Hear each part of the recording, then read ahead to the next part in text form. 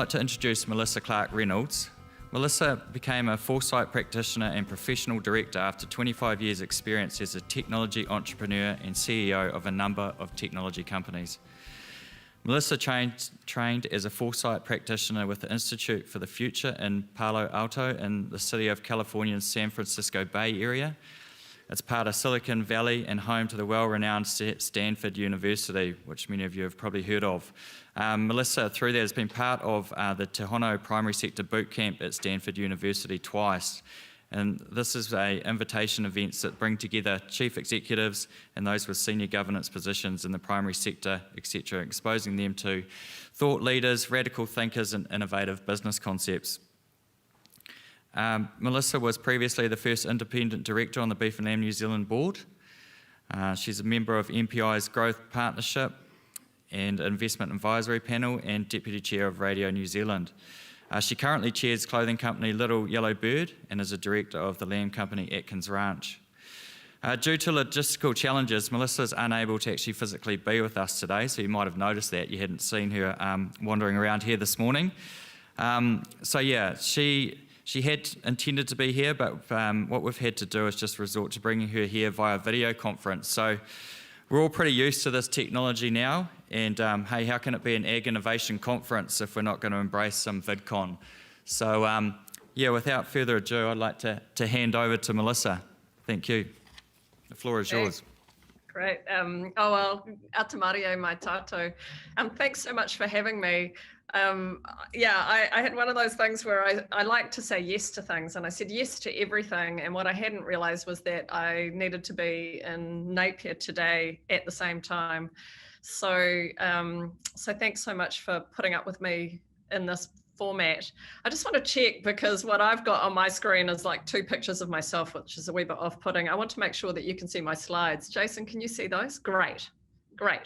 So I'm lovely to see you there, Andrew, and couldn't agree more with everything that you had to say. And I think if we look back at these last few years, we've really seen quite a lot of change, mostly in the context of farming. And so I want to take you through a bit of thinking that I'm doing at the moment. So Jason mentioned that I work as a Foresight Practitioner. I'm a futurist, and particularly I focus on the future of food and agriculture. So what I'm looking for is I'm looking for trends before they happen, and I'm looking for what are called signals. And so today we're going to run through some signals. And look, like everybody else, probably before I trained as a futurist, I had a whole lot of what I call my reckons about the future. You know, I had an opinion on this and an opinion on that. And what's been probably one of the best things about the training that I did is I now know a couple of things. So one is that there are no facts in the future. So we can argue all we like about what we think is going to happen, but none of us have total certainty on that. We don't really always agree on what happened in the past.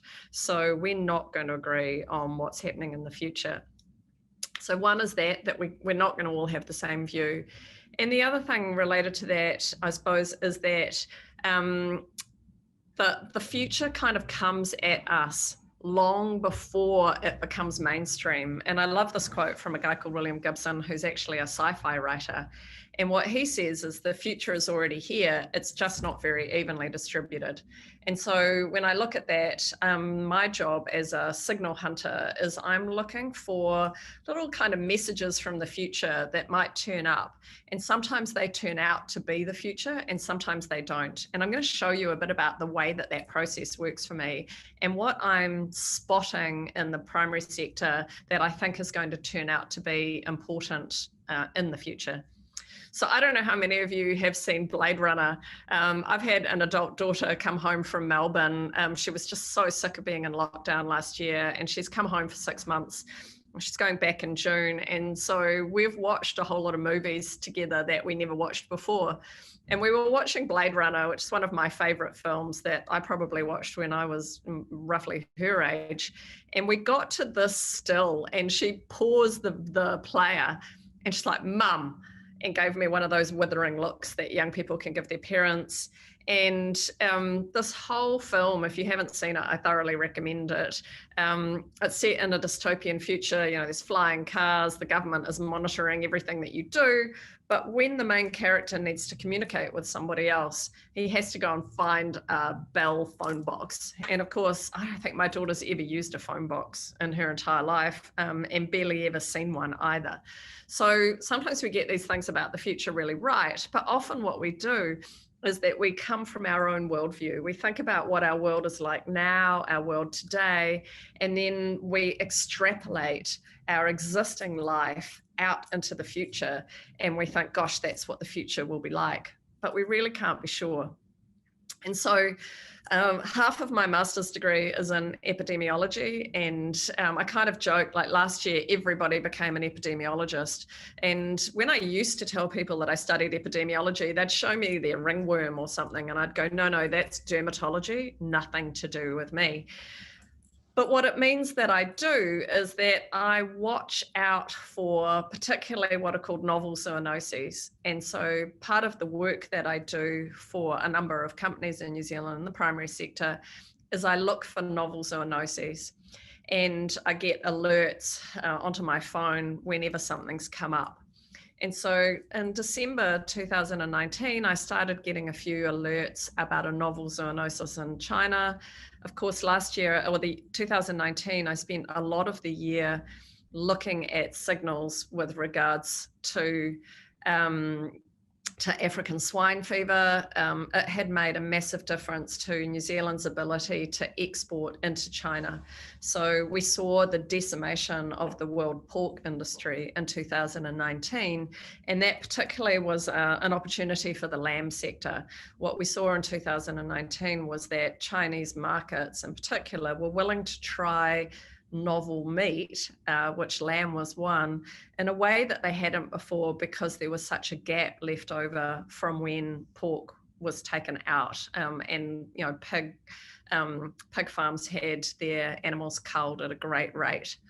And so I was keeping an eye on what might be the next African swine flu, actually. But what we also know, and we've been looking for about 30 years, is that we know with climate change, we're expecting to see more pandemics and more often. And there are two reasons for this. One is that as the climate changes, we open up the habitat into which insects that bear disease that affects us, their habitat grows. So I did a project in 1992 for the Ministry for the Environment, where we said around now we would expect to see our first dengue fever cases in Nelson.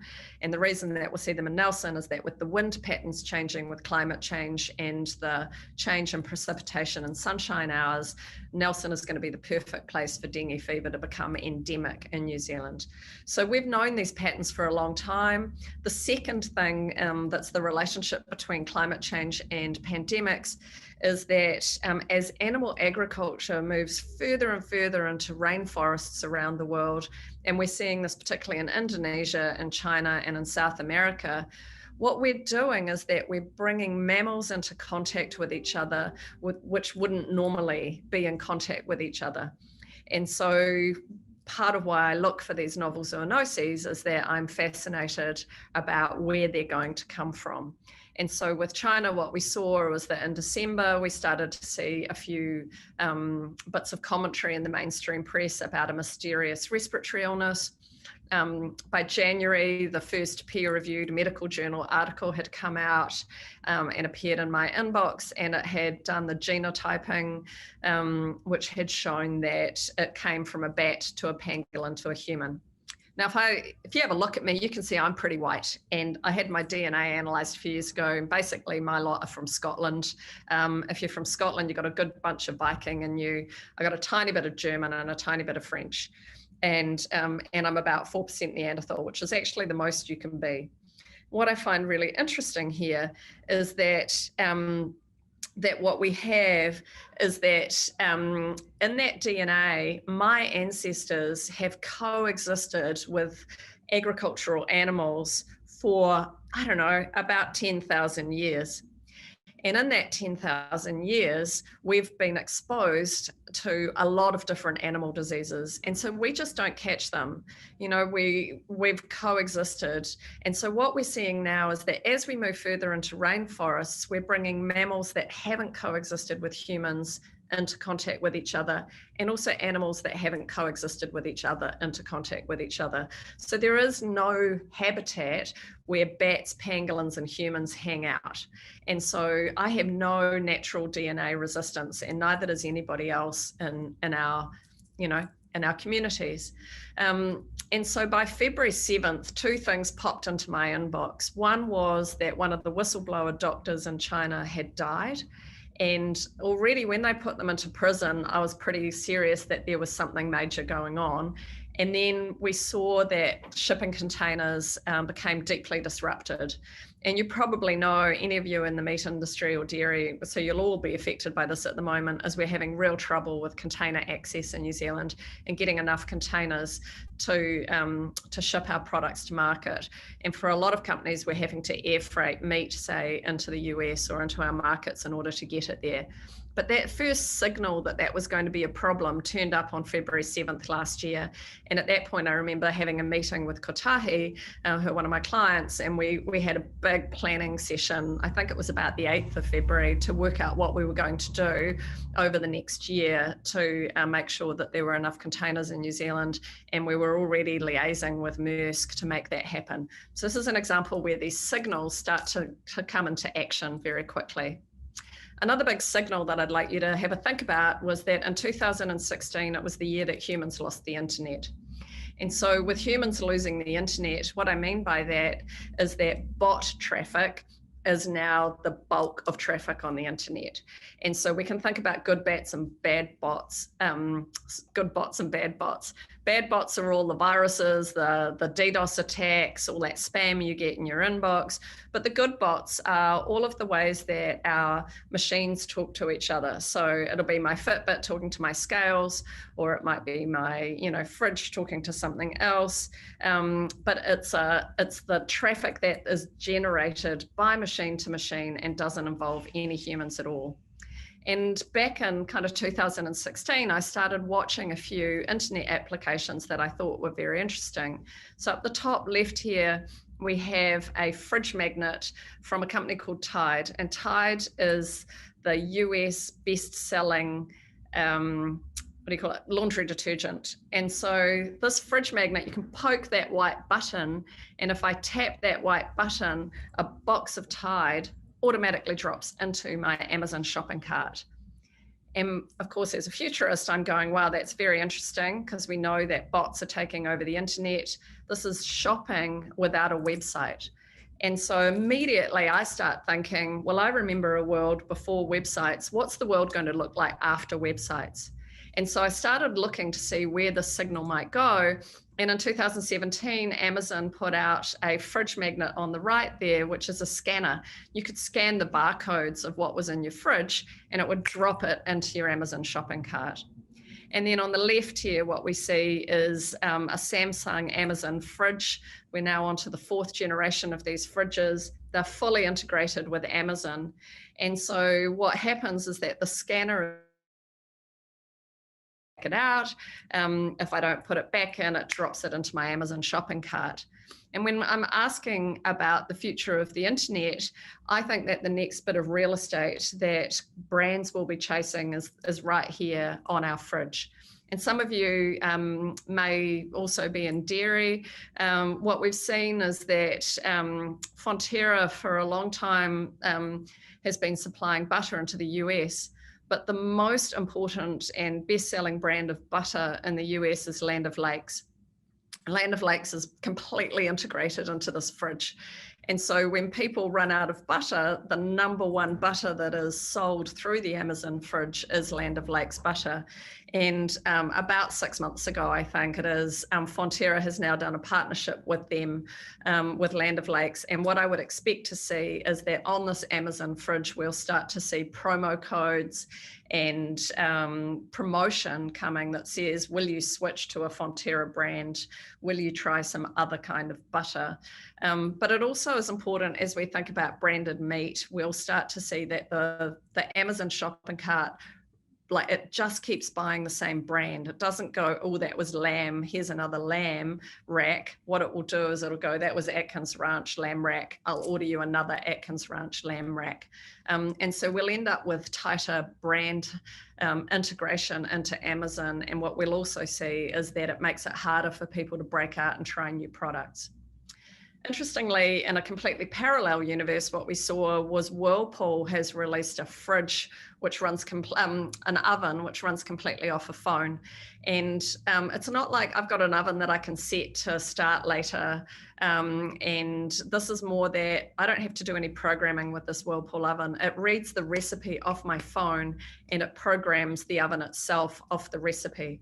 And I can see a time where the oven and the fridge start talking to each other and saying, you know what, if you just, like, you've got your lamb racks there, you've got a bit of asparagus, if you just ordered some potatoes and some Fonterra butter, what you could have is a really nice meal.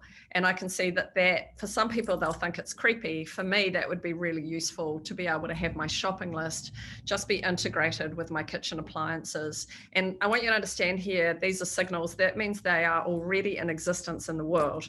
I'm not making any of this up as sci-fi. These are existing products. I'm just interested in where they might go next. So what we've also seen in terms of big changes in the last couple of years is we've seen more and more butchers go online, and we're seeing that as a global thing. This is a Melbourne butcher, but I've seen the Hono butcher go online. Greenlee, people like First Light have been doing their products into the US as a direct-to-consumer online, but we're starting to see that they're bringing that State Club to New Zealand. So more and more of these offerings are going online. Amazon is able to use those bots that I talked about to be able to deliver products to people pretty much anywhere in the world very seamlessly.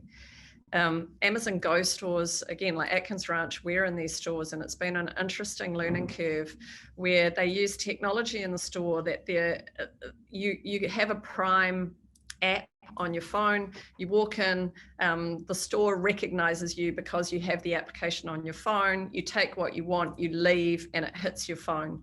There is none of that kind of bogus self-checkout thing. I just want to tell you, self-checkout is not the future. I just hate those things.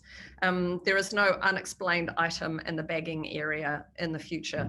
There is no bagging area. You come in with your own bag, you put it in your bag, you walk out. And this is, again, not the future, this is the present. And there are going to be 23 of these stores around the US within a very short period of time. And then I'm interested, I don't know where this is going to go, but I see that Amazon has just done a trial of its own cryptocurrency. So it has launched its own currency in Mexico. I assume that this is a trial that they'll think about taking out to the world. I don't know where it's going to go, but it's an example of a signal that I'm keeping an eye on, and it's something that wasn't around a year ago. If you had said to me a year ago that Amazon was going to launch its own digital currency, I'd have thought, I don't know if it's its core business, don't know if it makes sense, not sure.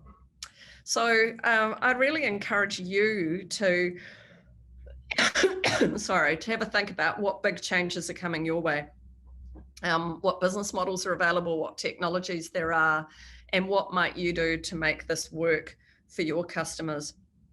I also encourage you to put any comments or questions into Slido, and I'll pick them up as we go. So one of the big areas I'm seeing a change in is what I'm calling bundling. So you can see that with that Amazon fridge, it turns the fridge into a replacement for websites. There's none of that like waiting for countdown to get a delivery slot.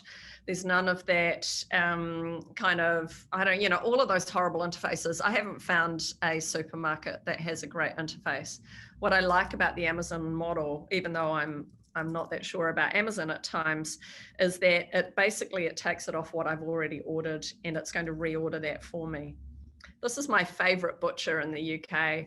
It's called N16, and you can see it's all full of hipsters. It doesn't really look like a butcher. What it looks like is is a bunch of people with, you know, wine and cheese. And I went in there to buy some food for my family. My daughter-in-law had just given birth and she wanted a bit of roast beef. I went in and these hipsters with their tats and beards gave me the beef, gave me the herbs to cook with the beef, and then said to me, "What are you going to drink while you're cooking?" And I'm like, genius. And so they sold me a bottle of Cote de Rhone, and then they said, actually, you'll need two, one for dinner and one to drink while you cook. And then on the left-hand side there, you might see that they've got a cheese section. And so they also said to me, what are you going to eat while you cook? And this is what I mean by bundling. They're not thinking, oh, we're in the meat industry. They're thinking we're in the food industry. We're in a meal industry. And then they sent me across the road to get vegetables to go with it. So I love this idea. Somebody has asked me, is people's demand for convenience greater than people's wanting to make ethical choices? Can they coexist? I absolutely believe they can coexist. And I also think that you can set parameters around what you want to buy and how. So I believe that there are two futures around the ethics one. There is a lower priced, high volume transactional sector of the market, which will carry on. People will continue to buy meat on price. And then there's an ethical part of the market that will have a number of attributes that people want. It may be no GMO, it may be no antibiotics, and it may be regen, and they will attract a higher price. And the way I know that they will attract a higher price is because they already are in this market. And you can set that. And I think it's interesting that both Amazon and Whole Foods want to be able to offer GAP, and particularly GAP 4 in their product base. And on top of that, Whole Foods is developing their own regen standard. And so they see, in 2020, Whole Foods said that that was their biggest food trend that they predicted in terms of getting increased prices back to producers. So we'll come back to that. I mentioned direct to consumer. You know, to me, once Hono Country Meats has got a website, everyone has. I've had this question about, you know, if we're only just getting rid of checks, how long until this futurist shopping is going to be the norm? I don't think it's going to take very long at all. This last year particularly accelerated online shopping and online food shopping like nothing ever before. So urban people aren't going back to shopping in person if they don't have to. And I think one of the things the pandemic showed us, even in New Zealand, is I could get avocados as a service, I got cheese as a service, we get meat delivered on a regular basis now. I don't go into my butcher anymore, and so on. You know, I really only go now into the butcher for a specialist cut. But all of that can be delivered and easily and at a low price. So I think you also saw that we all ended up at Zoom parties. I went to a great Meat Women event where we got couriered some meat and then we ate it together. And it was a fantastic event. So we're seeing more of this social thing. We're also seeing that everything is going subscription. And I'm just not going to get through my whole slide deck. But what we're seeing more and more is that people are doing these long-term subscription deals. And one of the biggest implications that I think it has for you is that over time, people like John Deere have been saying now for 6 years that they don't want to sell equipment, they just want to do it on a subscription. And I think this has some big implications for our balance sheets, particularly our farm lending down in the future. So I just want you to keep that in the back of your minds. So here's John Deere and where they're going. The bottom right, I think, is hilarious at the moment. It is their first electric tractor. It's got a kilometre-long electric cord. But as I watch these signals, what I can see is that it won't be long before they have those figured out with solar. And so I'm predicting fairly soon that John Deere will ditch the combustion engine and be able to replace that with a fully solar machine. You know, I don't like the idea of being able to run this cord over, but they're definitely doing it. Somebody's asked me, what's my opinion on meat generated in factories, lab generated meat? Will that have a significant effect on the ag industry? I think that there will be quite a lot of lab-grown meat, and I think that that lab-grown meat will be aimed at that transactional bottom of the market end that I was talking about. So at the moment, what they're talking about is aiming it at the people who don't get to choose their food. So we're talking about prisons, old people's homes, schools, hospitals. That's where that lab-grown meat will go. That high-end meat that is a treat is where I think we need to be thinking about meat. And I say this in particular around when you think about we've halved the number of animals in New Zealand, but we've still increased the yield and we've increased profit off that. What we need to be thinking about is how do I get the most per kilo for my meat, and how do I use every single piece of that animal if we're going to take its life. And that's true whether it's in the lamb or the beef sector. There is going to be a lot more disruption in dairy than there is in meat. And part of that is that dairy is so focused on the ingredients market that the ability to create whey, for example, in a digester is getting closer and closer. And to be able to do that at a commercial scale, which is cheaper than producing it through a cow, is coming at us quite quickly. The other area that we're seeing major disruption, I believe, coming is that the ability to, in a factory, be able to create bioidentical breast milk is getting very close. And we're seeing two very interesting startups, one out of Israel and one out of Singapore, who are both doing this. One of them, you can take your own breast milk in and they'll scale that up and make formula out of it for your child specifically. So they're doing it at the personal level. And the other one, what they're doing is they're doing it at a mass scale, just a kind of a bioidentical universal breast milk. So I think that the formula business is in way more trouble than the meat business. So I'm just going to put that out there. I think there's a question here about what if our land is taken over by carbon farming and then what? I believe that the farm of the future is going to have multiple income streams. Farming is definitely going to have some carbon aspects to it in terms of revenue. There may also be some local tourism, and we'll see a mixture of whatever is appropriate for your land. I think this is true of many businesses, is that we're going to see a diversification of revenue streams. So I'm with Andrew when he talked before about an optimist. I'm extremely hopeful, particularly about the meat industry. But I do think that we may see that the revenue mix changes in terms of what revenue there is on farm. And we can again look at to the other countries and see that people like Denmark, who made a major change from being about dairy, their farmers get multiple revenue streams, including energy production because of the wind power that they have. And they're also doing a lot of carbon farming. So I think we'll see these diversified income in the future. A couple of other signals that I'm seeing is quite a lot globally around glyphosate, and I think this is a sleeper issue for us.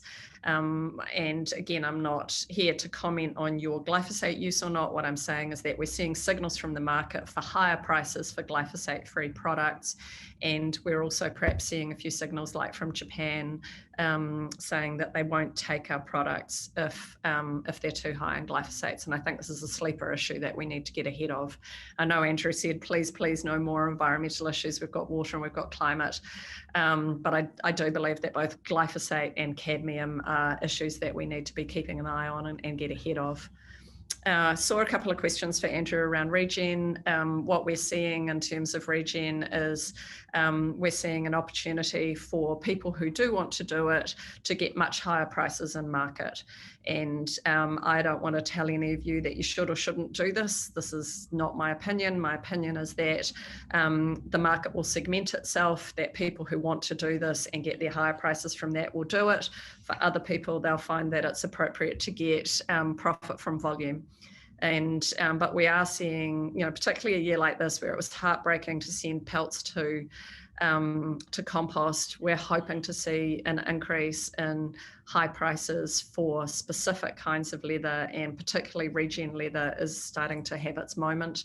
Who knows? I don't have an opinion on the future yet, but I'm watching this space quite hard. The other one that we're seeing modern slavery is becoming a social license issue, whether it's around the commentary that's gone on around our phosphate use, or what we're also seeing is child slavery cases coming up around the world. And I just think it's an area that we need to keep a good eye on. So our social license is not just what happens in New Zealand, our social license is also in our supply chains. And the very last thing I want to leave you with is climate change, climate change, climate change. I think that, we have to be keeping an eye on climate change. I'm very proud of the work that Beef and Lamb has been doing on climate change. We were well ahead of the Climate Commission, well ahead of the Ministry for the Environment and others. I think you can be incredibly proud of what Beef and Lamb is doing and the position that it's taking and the science-led approach. But we can't ignore climate change and the difference it's going to make. So I believe this, that you can't fight the existing reality. What you can do is you can build a new model that makes the existing model obsolete. I have great faith in the meat industry. I think it's got a very strong future. I do believe that there'll be a rise in veganism, and I do believe that there'll be a rise in alternate meats. At the same time, I believe that there's a real opportunity for us to do what I call artisan production at scale. So very caring, cared for, high animal welfare product will be able to get the best prices in market. And ultimately, I'm an entrepreneur. I want to see you as farmers get the best prices and get the best profit into your farms. And over time, we know that that's going to be through a higher value product rather than a higher volume one. So thank you so much for listening. Thank you for your great questions. I've got a couple more here if I'm allowed, which is around common definitions around regen ag. I do and don't think it's a problem. I think what happens in any emerging field is that it takes a while to settle down. I'm very interested to watch the customer rather than the farmer make this definition. And the reason for that is that I want to link it to your income.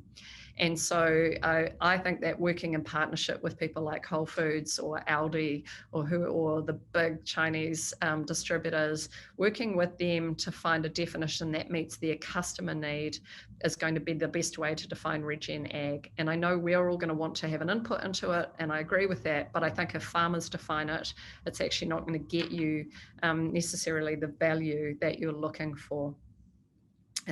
No, that's controversial. I love this one. Thanks, Harv. How does the meat sector break out of the system where the processes are dominated by old white men? Well, the good news is they're going to die off eventually. There's a lot of us coming through. If I look at things like Meat Women, there are thousands of members now globally of the Meat Women organisation. Leanne, who's going to talk as part of that community as well. And I think that you shouldn't knock some of the old white guys. There's a bunch of them who have done incredible pioneering in this industry. And I look at the founders of, I have huge admiration for people like Tony Egan, Craig Hickson, Gerard at First Light. There are a bunch of these white guys who are pushing the envelope and who are doing really great stuff. And my apologies if I didn't name you, and you're doing awesome things, because there are a lot of you out there. But the intergenerational change is coming, and it's coming at a customer-led level rather than a producer-led one, I think.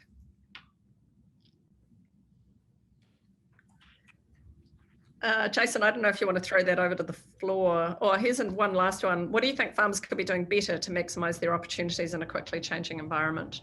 I do believe understanding the market is one of the most important things, understanding what the market wants. And this is part of why I think it's also really important that Beef and Lamb does its work in market so that it can get the messages from the market back to you as producers as quickly as possible, and you can adapt in a way that will get you the better prices.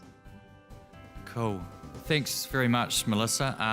Welcome. Thought-provoking as always. A beautiful way to set the scene really for what today is all about. So thank you for taking the time. Thank you for the technology for working. That's always makes my heart start to slow down now. I have to say that Napier Port, I actually came and they got a special Wi-Fi unit off one of their ships and brought it in so that it would work perfectly. So a big thumbs up to Napier Port. Perfect. But thank you. Have a great day. Awesome. Well, thanks very much. We'll just put our hands together for Melissa. Thank you.